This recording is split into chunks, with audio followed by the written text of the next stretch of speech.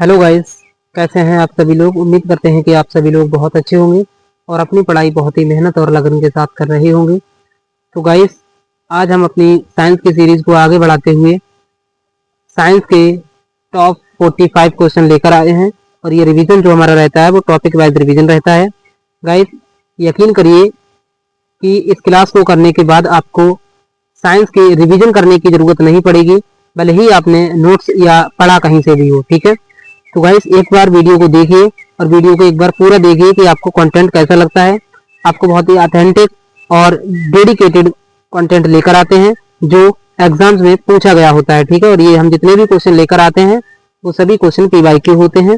ठीक है गाइस, हमारी ये जो क्लास रहने वाली है ये हमारी RRB group D 9th 10th और साइंस की क्लास 9th 10th की क्लास के लिए रहने वाली है। ठीक है गाइस, इस क्लास में हमारा जो टॉपिक रहेगा वो टॉपिक 5 रहेगा। टॉपिक 5 में जो फिजिक्स का चैप्टर रहेगा वो गुरुत्वाकर्षण रहेगा। ठीक है, और जो केमिस्ट्री का चैप्टर रहेगा वो हमारा आवर्त सारणी रहेगा और जो हमारा बायोलॉजी का चैप्टर रहेगा वो हमारा विटामिन रहेगा। ठीक है, तो इन चैप्टर्स से रिलेटेड आज हम क्वेश्चन करने वाले हैं। तो गाइस, क्लास को ध्यान से पढ़िए। ठीक है, और क्लास को एक बार पूरा पढ़िए कि आपको कंटेंट कैसा लगता है। ठीक है, क्लास आपको अगर पसंद आती है तो एक कमेंट करके जरूर बता देना। ठीक है, तो चलिए क्लास स्टार्ट करते हैं। तो सबसे पहले हमारा सेक्शन 1 रहेगा फिजिक्स की ओर से। फिजिक्स में हमारा चैप्टर नंबर ये 5 रहेगा। चैप्टर 5 है गुरुत्वाकर्षण। ठीक है, जिसे हम ग्रेविटेशनल फोर्स कहते हैं। ठीक है, ग्रेविटेशनल कहते हैं। ठीक है, तो चलिए क्लास को स्टार्ट करते हैं देरी ना करते हुए। क्वेश्चन नंबर 1 रहेगा कि गुरुत्वाकर्षण बल की खोज किसने की थी।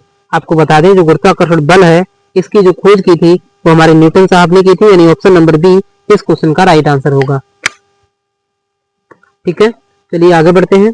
अगला क्वेश्चन देखते हैं कि अगला क्वेश्चन है गुरुत्वाकर्षण बल किस पर निर्भर करता है। तो आपको बता दें जो गुरुत्वाकर्षण बल होता है यह हमारा वस्तुओं के द्रव्यमान पर निर्भर करता है, यानी ऑप्शन नंबर बी इस क्वेश्चन का राइट आंसर होगा। अगला क्वेश्चन देखते हैं कि अगला क्वेश्चन है गुरुत्वाकर्षण बल किसके समानुपाती होता है। तो गुरुत्वाकर्षण बल जो होता है यह हमारा द्रव्यमान के गुणनफल के समानुपाती होता है। ठीक है, आगे बढ़ते हैं अगले क्वेश्चन पर। अगला क्वेश्चन है गुरुत्वाकर्षण बल का सूत्र क्या होता है।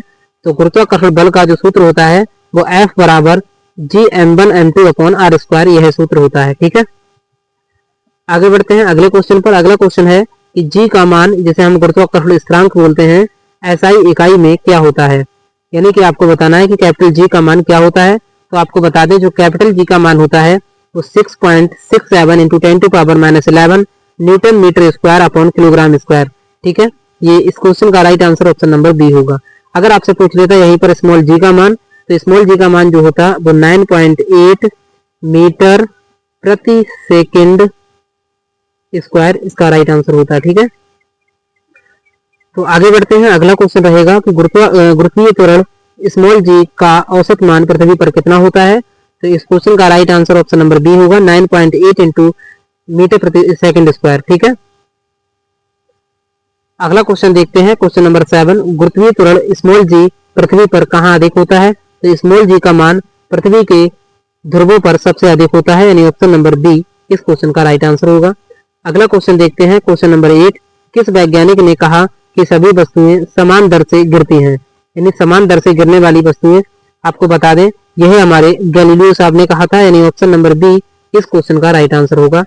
अगला क्वेश्चन देखते हैं कि यदि किसी वस्तु का भार पृथ्वी पर 60 न्यूटन है तो चांद पर उसका भार लगभग कितना होता है। तो आपको बता दें गाइस कि जो पृथ्वी चांद पर भार जो होता है वो पृथ्वी के भार का 1/6 गुना होता है। अर्थात हम बात करें तो चांद पर जो भार हो जाएगा, जो मून पर भार हो जाएगा वो हो जाएगा वो 60 गुणा 1/6, 6 से भाग दे देंगे तो 6 × 60 हो जाएगा, अर्थात 10 न्यूटन इस क्वेश्चन का राइट आंसर हो जाएगा। तो ऑप्शन नंबर बी इस क्वेश्चन का राइट आंसर होगा। अगला क्वेश्चन देख लेते हैं कि चंद्रमा पर व्यक्ति का भार पृथ्वी की तुलना में कितना होता है। तो आपको अभी बताया हमने 1/6 होता है, ऑप्शन नंबर बी। अगला क्वेश्चन है कि गुरुत्वाकर्षण बल किस प्रकार का बल होता है।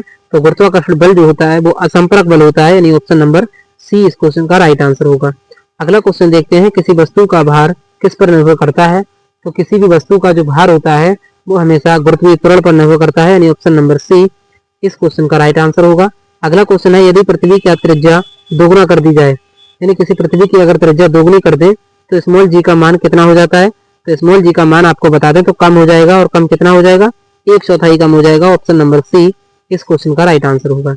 अगला क्वेश्चन है क्वेश्चन नंबर 14 कि उपग्रहों को पृथ्वी की परिक्रमा में बनाए रखने वाला बल कौन सा होता है। तो उपग्रहों को पृथ्वी की परिक्रमा में बनाए रखने वाला बल जो होता है वो केंद्राभिमुख बल होता है, यानी ऑप्शन नंबर बी इस क्वेश्चन का राइट आंसर होगा। अगला क्वेश्चन है क्वेश्चन नंबर 15 कि गुरुत्वाकर्षण बल का मान किस दूरी पर शून्य होता है। तो आपको बता दें गुरुत्वाकर्षण बल का मान जो होता है वो शून्य नहीं होता है, यानी यह कभी भी शून्य नहीं होगा। ठीक है, तो गाइस हमने फिजिक्स के 15 क्वेश्चन कंप्लीट कर लिए हैं। अब हम केमिस्ट्री के 15 क्वेश्चन करने वाले हैं जो सेक्शन नंबर 2 है। ठीक है, चैप्टर 5 है तत्वों की आवर्त सारणी और वर्गीकरण। ठीक है, तो चलिए आज के पहले प्रश्न के साथ शुरुआत करते हैं। पहला प्रश्न है कि पहली आवर्त सारणी किसने बनाई थी, यानी कि जो फर्स्ट पीरियोडिक टेबल है वो किसने बनाई थी। तो यह मेंडलीफ ने बनाई थी। ऑप्शन नंबर सी इस क्वेश्चन का राइट आंसर होगा। अगला क्वेश्चन है कि डॉक्टर वेरिनर ने तत्वों का वर्गीकरण किस रूप में किया था। तो जो वेरिनर साहब थे इन्होंने त्रिक के रूप में इन्होंने तत्वों का वर्गीकरण किया था। ठीक है, अगला क्वेश्चन देख लेते हैं।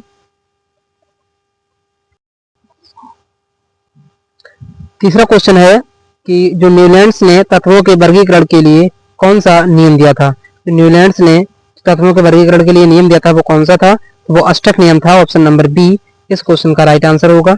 अगला क्वेश्चन देखते हैं। अगला क्वेश्चन है कि मेंडलीफ की आवर्त सारणी किस पर आधारित थी। तो मेंडलीफ की जो आवर्त सारणी थी ये हमारी परमाणु भार पर आधारित थी, यानी ऑप्शन नंबर बी हो जाएगा। आपको बताना है क्वेश्चन नंबर 5 में कि आधुनिक आवर्त सारणी किस पर आधारित है। जो आधुनिक आवर्त सारणी है यह किस पर आधारित है, तो यह हमारी परमाणु संख्या पर आधारित है। Option number B. अगला क्वेश्चन है क्वेश्चन नंबर 6 आधुनिक आवर्त सारणी के जनक कौन है। तो आधुनिक आवर्त सारणी के जो जनक है वो मोसले हैं। Option number A. अगला क्वेश्चन है क्वेश्चन नंबर 7 आधुनिक आवर्त सारणी में कितने समूह हैं। तो आधुनिक आवर्त सारणी में जो समूह की संख्या है वो 18 है, यानी ऑप्शन नंबर सी। और अगर आपसे पूछ ले कि पीरियड्स की संख्या कितनी है तो वो हमारी 7 है। ठीक है, अगला क्वेश्चन है आधुनिक आवर्त सारणी में कितने आवर्त हैं, यानी कि पीरियड्स कितने हैं। तो ये 7 हैं। Option number B. अगला क्वेश्चन देख लेते हैं क्वेश्चन नंबर 9 मेंडलीफ की आवर्त सारणी में कितने तत्व हैं, तत्व थे, यानी जो मेंडलीफ ने आवर्त सारणी बनाई थी इसमें कितने तत्व थे। तो मेंडलीफ की आवर्त सारणी में 63 तत्व थे, यानी ऑप्शन नंबर ए इस क्वेश्चन का राइट आंसर होगा। अगला क्वेश्चन है कौन सा तत्व निष्क्रिय गैस है कहलाता है। तो निष्क्रिय गैस हीलियम है। Option number B. अगला क्वेश्चन है एक ही समूह के तत्वों में समान क्या होता है। तो संयोजक इलेक्ट्रॉनों की संख्या समान होती है। ठीक है, एक ही समूह के तत्वों में। अगला क्वेश्चन है क्षारीय धातुएं किस समूह में पाई जाती हैं। तो क्षारीय धातुएं जो होती हैं वो समूह 1 में पाई जाती हैं। ठीक है, और अगर आपसे पूछ ले कि क्षारीय पृथ्वी धातुएं कौन से समूह में पाई जाती हैं, तो क्षारीय पृथ्वी धातुएं समूह 2 में पाई जाती हैं। Option number B. अगला क्वेश्चन है हैलोजन तत्व के समूह में पाए जाते हैं। तो हैलोजन तत्व समूह 17 में पाए जाते हैं। Option number C. अगला क्वेश्चन है निष्क्रिय गैसें जिन्हें हम नोबल गैसेस बोलते हैं किस समूह में पाई जाती हैं। तो नोबल गैसें जो होती हैं वो हमारी समूह 18 में पाई जाती हैं। Option number D. तो गाइस हमने केमिस्ट्री के भी 15 क्वेश्चन कंप्लीट कर लिए हैं। अब हम बढ़ते हैं बायोलॉजी के सेक्शन नंबर 3 पर, यानी कि चैप्टर नंबर 5 रहेगा। इसमें विटामिन से संबंधित क्वेश्चन करने वाले हैं। गाइस क्लास अगर आपको पसंद आ रही हो तो कमेंट करके बता दें और एक क्लास को लाइक जरूर कर दें। ठीक है, और इसी तरीके का रिवीजन करने के लिए हमारे चैनल को सब्सक्राइब कर लीजिए। ठीक है, तो चलिए अब हम बायोलॉजी से संबंधित क्वेश्चन करते हैं।